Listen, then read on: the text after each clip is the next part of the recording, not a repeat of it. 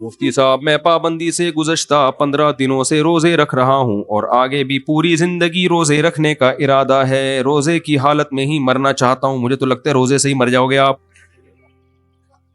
جبکہ میری والدہ کہتی ہیں کہ اتنے روزوں کا فائدہ نہیں ہے, صرف پیر جمعرات کو رکھو. بھائی اتنی قوتیں آج کل نہیں ہیں کہ ڈیلی روزے رکھے جائیں. آپ واقعی روزے سے مر جاؤ گے آپ. تو اتنا اپنے آپ کو صحت کو خراب کر دینا کہ اس سے موت یا بیماری ہو تو یہ شریعت میں اچھا کام نہیں ہے. تو روزانہ ڈیلی زندگی بھر روزے نہ رکھیں آپ.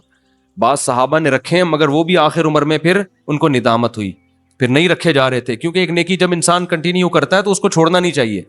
تو اتنی کی عادت ڈالیں جتنا افورڈ کر سکتے ہیں. تو میں آپ کو 3 طریقے بتاتا ہوں جو حدیث سے ثابت ہیں روزے رکھنے کے. کسی نے نفلی روزے رکھے ضرور, بالکل. آج معاشرے میں نفلی روزوں کا رواج ہی ختم ہو گیا ہے. عرب الحمدللہ رکھتے ہیں پابندی سے, عربوں میں رواج ہے, عام لوگ بھی رکھتے ہیں, علماء بھی رکھتے ہیں. ہمارے ہاں نفلی روزوں کا رواج ہی ختم ہو گیا ہے, یہ غلط ہے.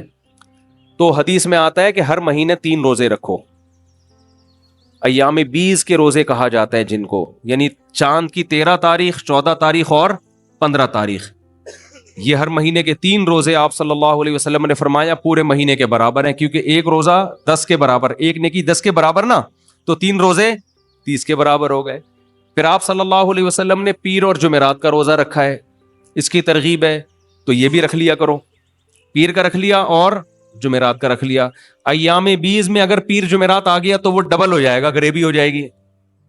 وہ جیسے پیر کے دن 13 ذی الحجہ آ گئی تو 13 کا بھی ہو گیا اور گریبی میں پیر کا بھی ہو گیا. ایک طریقہ تو یہ ہے کہ پیر جمعرات کا رکھ لیں اور ایام, یعنی ایک طریقہ ہے ایام 20 کا, دوسرا ہے صرف پیر جمعرات کا, اور دونوں کو مرج کر لیں تو بہت اچھی بات ہے. پیر جمعرات کا بھی رکھیں اور ایام 20 کا بھی. اور آپ کو پتا ہے ہفتے کے 2 روزے, جو کینسر کے اسپیشلسٹ ہیں نا ڈاکٹر, وہ بتاتے ہیں کہ 2 دن کی فاسٹنگ کینسر کے لیے بڑی مفید ہے, کینسر نہیں ہونے دیتی.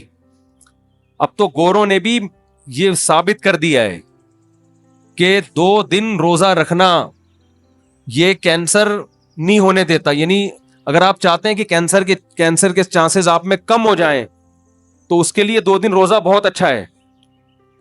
سمجھتے ہو؟ تو وہ اضافی جتنی جو پکوڑے سموسے ادھر ادھر کھانچے رہ گئے ہوتے ہیں نا, ہم جو پھوڑتے رہتے ہیں سارا دن, تو ہفتے میں 2 دن روزہ کیا کرتا ہے, وہ بھوکا رہ کے نا انسان وہ ساری جو اضافی چیزیں ہیں وہ ٹھکانے لگ جاتی ہیں. سمجھتے ہو؟ تو یہ فائدہ مند ہے, کینسر کے لیے بہت فائدہ مند ہے, اور بھی شوگر کے لیے بھی, صحت کے لیے بہت اچھا ہے یہ. لیکن آپ نے اللہ کے لیے رکھنا ہے, صحت کے لیے نہیں رکھنا. تیسرا روزے کا طریقہ جو حدیث سے ثابت ہے وہ یہ ہے کہ کوئی دن کوئی مہینہ متعین کیے بغیر, حدیث میں آتا ہے آپ صلی اللہ علیہ وسلم بعض دفعہ روزہ رکھتے تو ایسے رکھنے شروع کرتے کہ ہمیں لگتا آپ کبھی چھوڑیں گے ہی نہیں, پھر چھوڑتے تو ایسا چھوڑتے کہ ہمیں لگتا کہ دوبارہ کبھی رکھیں گے ہی نہیں. تو یہ بھی ایک طریقہ ہے, آپ رکھنا شروع کر دیں, وہ رکھے جا رہے ہیں. جب آپ نے دیکھا کہ یار اب کمزوری شروع ہو گئی ہے صحت میں تو چھوڑنا شروع کر دیں, پھر کھاتے رہیں, پھر موڈ ہوا پھر پیدر پہ روزے, پھر موڈ ہوا پھر چھوڑیں. تو ایسا چھوڑیں کہ گھر والے سمجھیں اب یہ ان کا معمول ختم ہو گیا, ابھی ہمیشہ کھائیں گے پیئیں گے, اور رکھیں تو ایسا رکھیں کہ گھر والے سمجھیں ابھی ہمیشہ روزے سے رہا کریں گے. تو یہ بھی, اس سے انسان کی صحت بھی ٹھیک رہتی ہے اور روزوں کا ثواب بھی حاصل ہوتا رہتا ہے. اور اگر کسی نے بہت زیادہ فنڈر بننا ہے, بہت نیک بننا ہے, تو پھر حدیث میں آتا ہے سب سے بہتر روزہ داؤد علیہ السلام کا روزہ ہے. زندگی بھر روزہ رکھا. کیسے؟ 1 دن روزہ 1 دن ناغا, 1 دن روزہ 1 دن ناغا. یہ سب سے بہتر روزہ ہے. کیوں؟ حدیث میں وجہ نہیں بیان کی اس کی کہ کیوں بہتر ہے, لیکن اس کی ایک سرسری غور سے ایک ٹیکنیکل وجہ سامنے آتی ہے. بتا دوں وجہ. دیکھو, روزے کا بنیادی مقصد ہے روحانی طور پر خود کو طاقتور بنانا, جسمانی طور پہ کمزور کرنا یہ روزے کا مقصد نہیں ہے. کیونکہ حدیث میں آتا ہے طاقتور مومن اللہ کو کمزور مومن سے زیادہ محبوب ہے. سمجھتے ہو؟ اگر آپ ڈیلی روزے رکھتے رہو گے ڈیلی, تو آپ جسمانی طور پر کمزور ہونا شروع ہو جاؤ گے. چلو گے لاغری کے ساتھ بات کرو گے, بڑی ویکنیس ہوتی ہے, ہم نے بھی تجربہ کر کے دیکھا ہے. ہمیں طالب علمی کے دور میں دن جوش چڑھا تھا, ہم نے گرمیوں میں دیر مار 4.5 روزے رکھنا شروع کیے.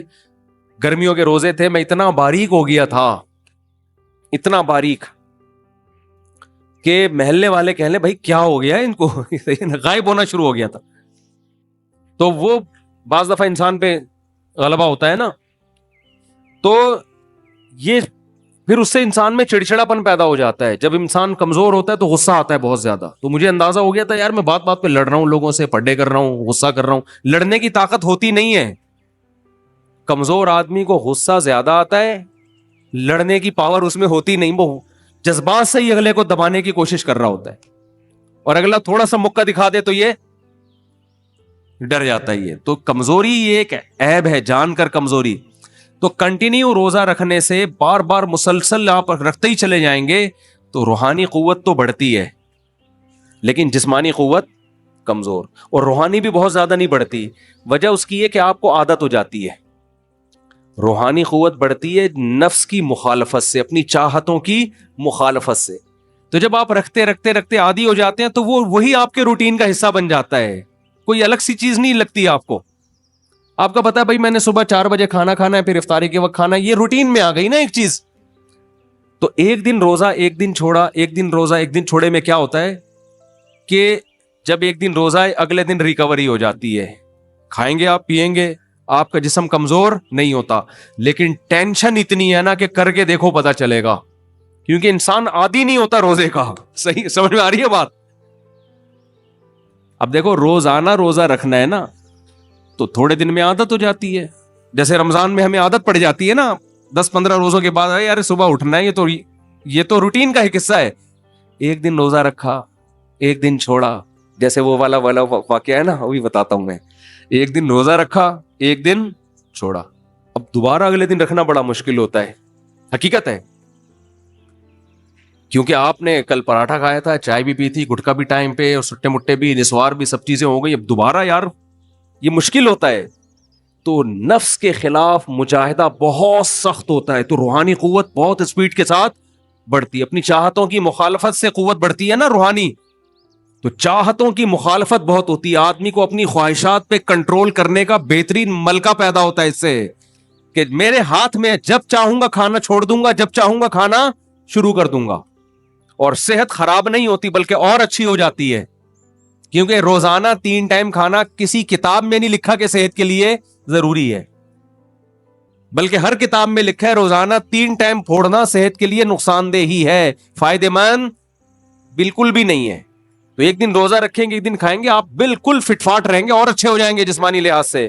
لیکن دل کی چاہت کی ایسی مخالفت ہوگی کہ آپ بہت تکلیف میں ہوں گے. لیکن اس سے آہستہ آہستہ آپ کو خواہشات پہ کنٹرول کرنے کی صلاحیت پیدا ہو جائے گی. آپ کے ہاتھ میں ہوگا بھائی, میں جب چاہوں گا کھا سکتا ہوں, جب چاہوں گا روزہ رکھ سکتا ہوں. ورنہ نارمل آدمی 100 دفعہ سوچتا ہے یار رکھوں کہ نہیں رکھوں, رکھ کے پھر پچھتا رہا ہوتا ہے, یار اچھا بھلا کھا لیتا تو اچھا تھا, اب چائے دیکھ کے کبھی دل چاہتا ہے, کبھی بریانی کی خوشبو آتی ہے. تو یہ سب سے بہتر روزہ ہے, ایک دن روزہ رکھیں, ایک دن چھوڑیں. لیکن اتنا مشکل کام ہے, سیدھا سیدھا انسان کے بچے بنو, پیر جمعرات کا رکھ لیا کرو, اور صحیح ہے نا, ایام 20 کے رکھ لیا کرو, کافی ہے. وہ ایک دن روزہ ایک دن چھوڑ کے, وہی لطیفہ یاد ہے نا, وہ نہیں میں نے بتایا تھا کہ میری ایک زوجہ گلشن اقبال میں, ایک ہاکس بے روڈ کی طرف, تو میں ایک دن گلشن اقبال میں, دوسرے دن کتنی دور ماڑی پور ہاکس بے روڈ. تو ایک اسٹیٹ ایجنٹ تھے ہمارے دوست, انہوں نے مجھے بس میں سوارنا دیکھا, یار بہت ترس آتا ہے, ایک دن آپ یہاں, دوسرے دن وہ ادھر. تو میں نے کہا مجھے ترس آپ پہ آتا ہے, ایک دن یہاں, دوسرے دن بھی وہاں, تیسرے دن بھی 1 سال 2 سال 10 سال ہو گئے یار, بس کرو یار.